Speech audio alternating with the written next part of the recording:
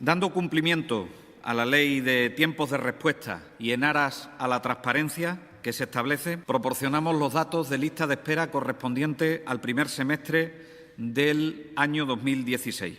Los datos que presentamos hoy son los correspondientes a 30 de junio del año 2016. El número total de pacientes en listas de espera a 30 de junio del año 2016 es de 138.996 pacientes.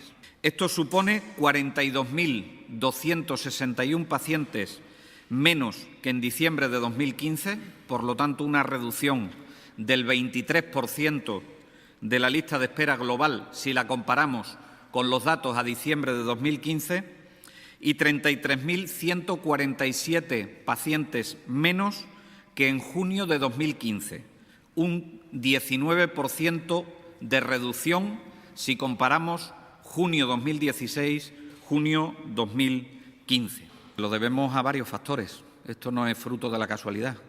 Se lo debemos a que desde el primer momento hemos dicho que lo mejor que se puede hacer por las esperas que sufren nuestros pacientes es una Junta de Extremadura comprometida a arreglar la situación, permanentemente atenta a la situación de las listas de espera y permanentemente recibiendo información de dos elementos que eran fundamentales y lo dijimos en su día: Observatorio de las listas de espera y Oficina Central de Listas de Espera. Y, en segundo lugar, debemos agradecérselo muy mucho a que los profesionales han atendido a la llamada y a los compromisos que han adquirido en todas y cada una de las áreas sanitarias para hacer posible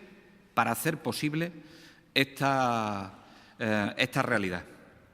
Debo significarle que el grado de compromiso que tienen nuestros profesionales se va a traducir también en una eficiencia en los fondos que vamos a destinar a las listas de espera sanitarias.